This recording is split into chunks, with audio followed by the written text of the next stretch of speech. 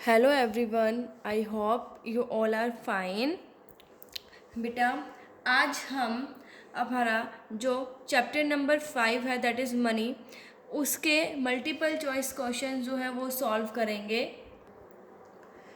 Our first question is barter system refers to that system wherein barter system वो system होता है जिसके अंदर गुड्स के बदले गुड्स एक्सचेंज किए जाते हैं, गुड्स बिल्कुल एक्सचेंज नहीं किए जाते, गुड्स जो है वो डोमेस्टिक करेंसी के अंदर एक्सचेंज किए जाते हैं या गुड्स फॉरेन करेंसी के अंदर एक्सचेंज किए जाते हैं। सो हमें पता है कि बार्टर सिस्टम कौन सा होता है जिसके अंदर गुड्स को गुड्स के साथ एक्सचेंज किया जाता है। सो करेक्ट आंसर क्या होगा?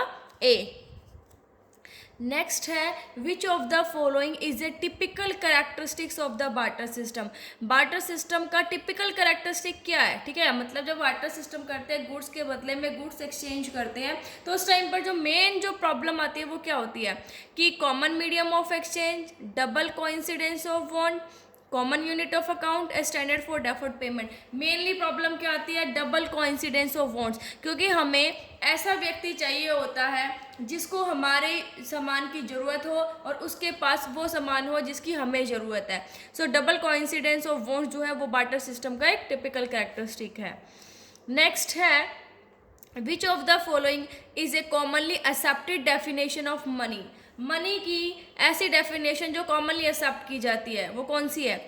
वो गुड जो कि as a store of value use किया जाता है, वो गुड जो कि फिक्स रेट के ऊपर एक्सचेंज किया जाता है, वो गुड जो कि बैंक को एक्सेप्टेबल होता है, या फिर any good which is commonly accepted as a medium of exchange. So yes, ये वाली होगी, क्योंकि जो क्या है मनी क्या है, मतलब जिसके लिए एक मतलब कॉमनली एक्सेप्टेड हो as a medium of exchange. ठीक है, सो राइट आंसर क्या होगा? डी। नेक्स्ट है money which is accepted as a medium of exchange.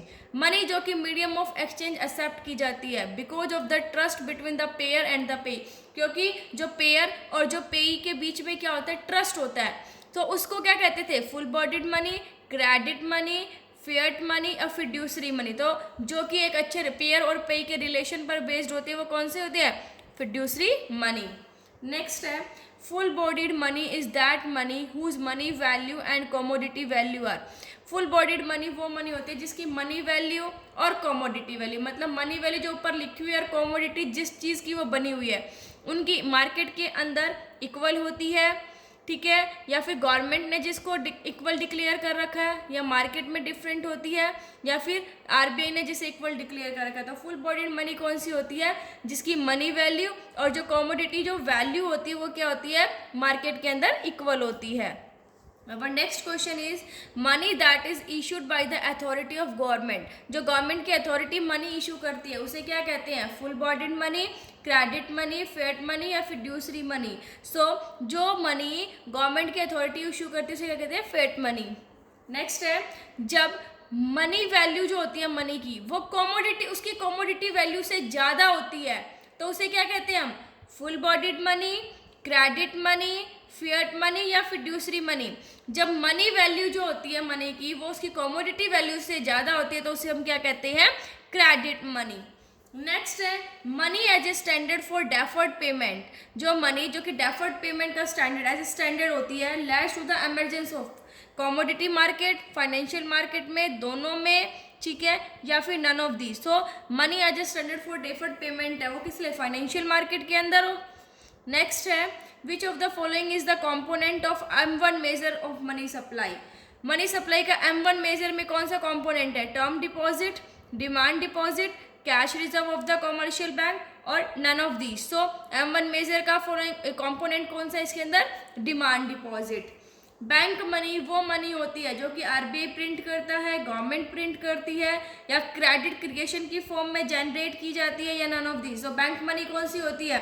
जिसे क्रेडिट क्रिएशन की फॉर्म में जनरेट किया जाता है। इनके सारे कॉन्सेप्ट जो है हमने जो है वीडियोस के थ्रू स्टडी किए हैं। आज हम इसके क्वेश्चन सॉल्व कर रहे हैं। Our next question is who supplies money in India. Money के अंदर इंडिया के अंदर मनी कौन सप्लाई करता है? आरबीआई, कॉमर्शियल बैंक्स, गवर्नमेंट या ऑल ऑफ दी। सो देखिए इंडिया के अंदर जो मनी है वो कोई भी कर सकता है, आरबीआई भी करता है, कॉमर्शियल बैंक भी, गवर्नमेंट, मतलब इन तीनों में कोई भी, ठीक है, ऑल ऑफ दी सभी करते हैं। फिर है डिमांड डिपॉजिट्स के अंदर क्या आता है, चेकेबल डिपॉजिट्स जो कि हम डिमांड पे निकलवा सकते हैं, या फिर फिक्स डिपॉजिट एक फिक्स पीरियड ऑफ टाइम के लिए, या फिर both A and B. So demand deposit checkable deposits होते हैं जिनको हम डिमांड पर निकलवा सकते हैं, so both A and B. Next है इंडिया के अंदर मनी सप्लाई के 4 मेजर्स हैं, M1, M2, M3 और M3। इनमें से M1 किसके इक्वल होता है, currency with people plus demand deposits, currency with people plus demand deposits plus other deposits with RBI reserve bank, या फिर नन ऑफ दीज। सो जो 1 मेजरमेंट है वो किसके इक्वल होता है, currency with people plus demand deposits plus other deposits with reserve bank. Supply of money क्या है, फ्लो वेरिएबल है मनी की सप्लाई, ठीक है, आना जाना मनी का। स्टॉक वेरिएबल है, रियल फ्लो है, या नन ऑफ दीज। तो मनी की जो सप्लाई है, ठीक है, जो सप्लाई हो रही है मनी की, वो क्या होती है हमारी, स्टॉक वेरिएबल। जो सप्लाई ऑफ मनी है वो हमने स्टडी भी किया था कि क्या होती है, स्टॉक वेरिएबल है। इंडिया के अंदर कॉइन्स कौन इशू करता है, SBI, RBI, ministry of finance, ministry of urban development. So coins कौन इशू करता है हमेशा, मिनिस्ट्री ऑफ फाइनेंस।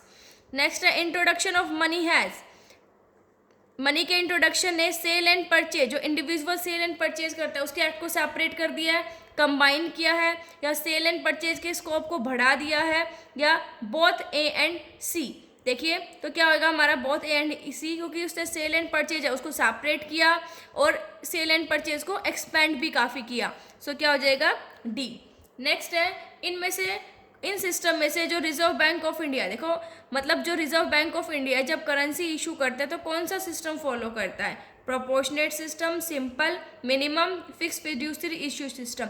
सो कौन सा करता है, मिनिमम रिजर्व सिस्टम के बेसिस पर जो RBI वो करेंसी इशू करता है। हाई पावर्ड मनी किसके इक्वल होती है, जो कि ओनली RBI सप्लाई करता है, या फिर हमारी पूरी इकोनॉमी के अंदर जो मनी की टोटल सप्लाई है, या लोगों के पास जो नोट्स एंड कॉइन्स है, या फिर मनी जिसके अंदर नोट्स और कॉइन्स लोगों के पास है, कॉमर्शियल बैंक्स के पास वॉलेट है, कैश है और कैश रिजर्व है कॉमर्शियल बैंक का RBI के पास। तो क्या हो जाएगा हाई पावर्ड मनी D हमारा, ये जो है ये राइट आंसर होगा। सो आई होप आपको ये क्वेश्चन समझ आ गए होंगे। Thank you, stay safe, stay home.